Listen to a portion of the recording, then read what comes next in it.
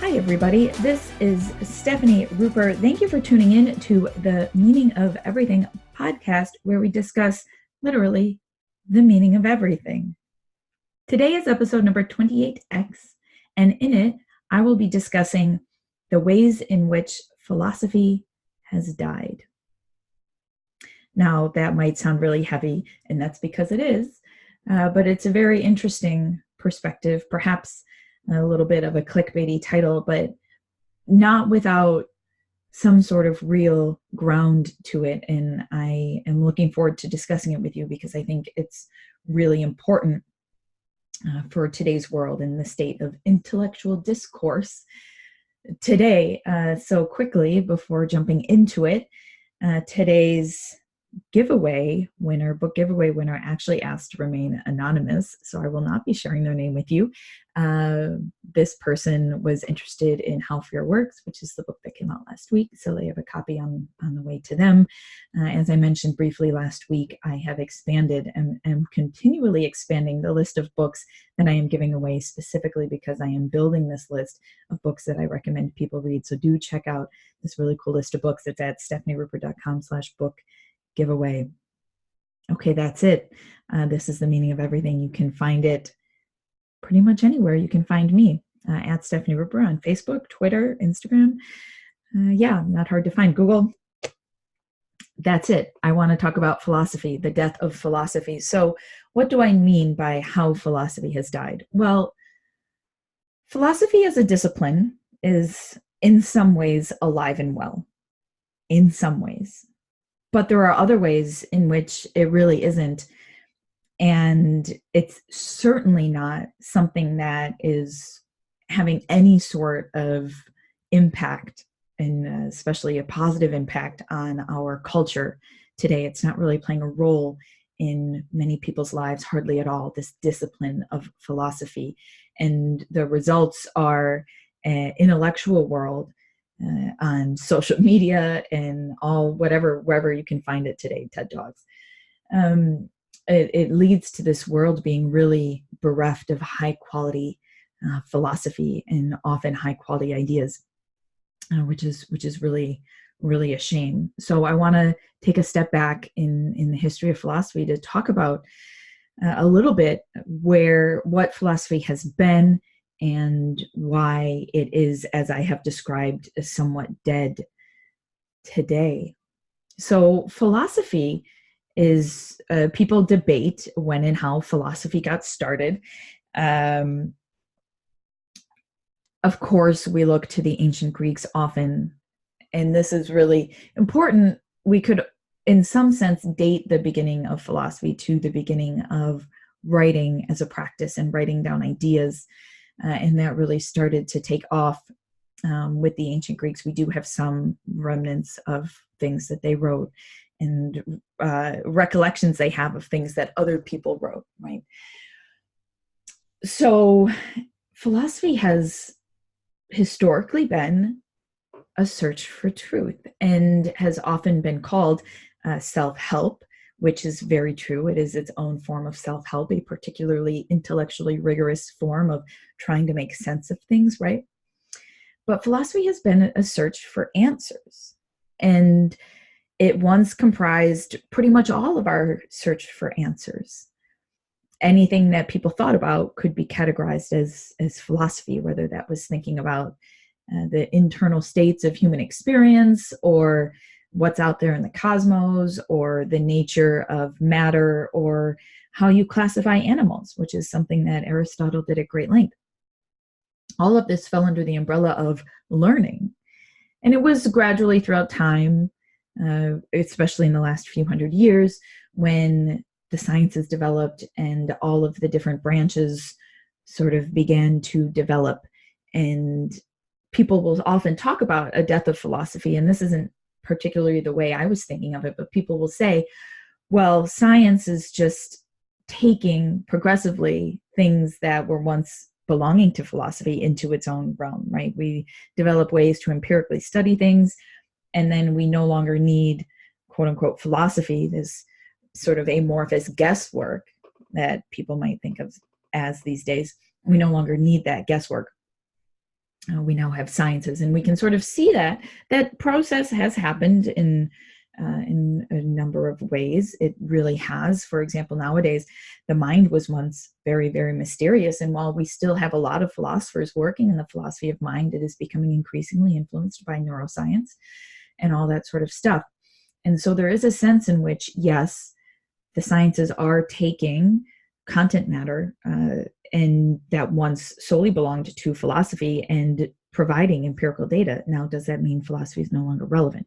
It actually doesn't, right? Because the sciences can provide data, the sciences can provide observation, they can give you theories, but they can't necessarily tell you how to use them, right? Or how to make sense of them or put them in a broader context. And so there isn't a sense in which philosophy can or should always be the thing that is steering knowledge production, that is steering the sciences, right? It has this very long history of thinking about human experience and all different types of moral questions and aesthetic questions and metaphysical questions that I do firmly believe should always be steering our quest to find more information of whatever sort, whether it's scientific or not. So philosophy should still be important, but it isn't for one reason is that people, of course, have dismissed it because the sciences have provided a flashier, more data-driven way of engaging the world. But also, here's another problem, I think, is that philosophy has always been, as I mentioned, a quest for truth. This is one way that we can think about philosophy having existed for hundreds of years. And after the Enlightenment, right, people sort of became really attached to the idea of finding truth. And a big piece of philosophy was always trying to understand, how can we say something meaningful about the world and have it be true? How can we say something meaningful about the world and have it be true?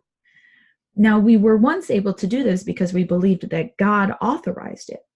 But during the Enlightenment, so around the 1600s, the 16th and 17th centuries, 18th centuries, people began to look outside of the traditional religious ideas that they had inherited for answers to the question of truth. How can we ground truth? If we can't say it's God, what can we say it is? Some people thought it was in math, right? Math is where we can say things are true. Perhaps with logic, we can say things are true. Perhaps with certain a priori concepts we have in our brains. A priori means sort of preset, like come preloaded, or again, they're mathematical. They don't need us to observe them. They just exist as true. And this is very Platonic. It definitely goes back to Plato, this idea. And so this is a camp that has been labeled rationalism, broadly speaking. Rationally deduced principles can be true.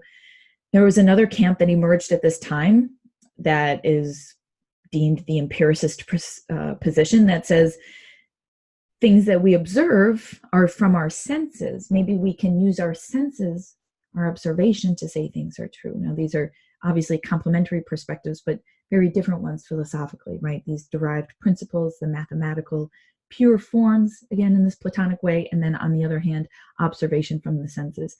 People asked, can we ground truth claims in these ways? And philosophers tried. Believe me, they tried, and ultimately they failed. They ended up realizing, Kant once said, or had this idea, rather, that the phenomena of the world, our experience of it, can never actually yield to us the absolute truth of the noumena, the true reality, precisely because we're just organisms trying to make sense of things. How can we actually know what ultimate reality is? Kant says, well, there is a divide here. And ever since then, really, we haven't been able to solve this problem of access to reality and founding truth. People continued to try and looked at many different ways of interpreting texts and the dialectical relationship between reading and you, and what the author meant and what you mean. And people looked at this really rigorously, but still were unable to find truth. Finally, at the turn of the 1900s, a group of people called logical positivists thought that they would be able to reduce all statements to scientific statements and finally create a purely logical system of ascertaining and discussing truth. And they failed.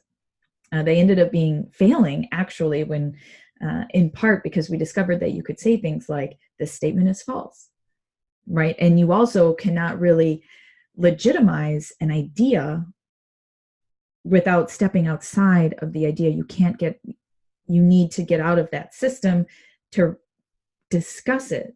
But even then you're moving into a new reference frame. And so it is sort of cyclical. We cannot escape the fact that it is very, very hard, perhaps impossible, to say something that is true. So this happened back, 100 or so years ago. And there has been, parallel to this, sort of a split in philosophy. One camp is called analytic, and they derive somewhat from this tradition of the logical positivists who were trying to say true things with sentences, with empirical claims, with evidence, what have you. And then there's another camp called the continentalist, which threw its hands up and said, you know what, we can't say true statements per se, but we can gesture towards truth with human experience and with storytelling. And this is how philosophy in academic disciplines has developed over the course of the last 100+ years. And it remains as such to this day. And this has also been paralleled by changes in academia, in which people have to work really, really hard and perform for their fellows and impress their fellows in academia in order to keep their position. And so while it was the case that during the 19th century, when Emerson was writing, philosophers were kind of a big cultural deal and everybody listened to them and kind of like rock stars, philosophers became entrenched in this quest for truth in ways that spoke only to other academics, only to other philosophers. And they developed really rigorous and particular discourses. And they are worthwhile, but they're very much performative within their own space, and they're not at all in the public at all. And so we're trapped, I think. Philosophers stopped having things to say about value, about morals, about beauty, right? They stopped having things to say about the human condition and instead got stuck in these gestures towards truth, the questions of truth, postmodernism, is that valid? All that sort of stuff. This is what they're doing in the academy today. And meanwhile, pop philosophers, people who call themselves philosophers, but also have never appreciated the philosophical discipline, such as Sam Harris, are running amok in our intellectual discourse without much rigorous thinking or training or understanding of the historical embeddedness of these debates, and really just proposing fighting about ideas. Because here's the thing, truly intellectual discourse, true philosophy, asks questions first and makes statements second. And today in popular culture, people are fighting. They're staking ground and they have certain ideas and they're not relating to them in an intellectual way at all. We live in a debate culture, and it's not even necessarily debate because people don't usually even take the time to listen or to hear or to respond to an argument. They're just constantly shouting, constantly being outraged, constantly lobbing bombs, truth bombs per se, at one another. This is the state of our intellectual discourse today.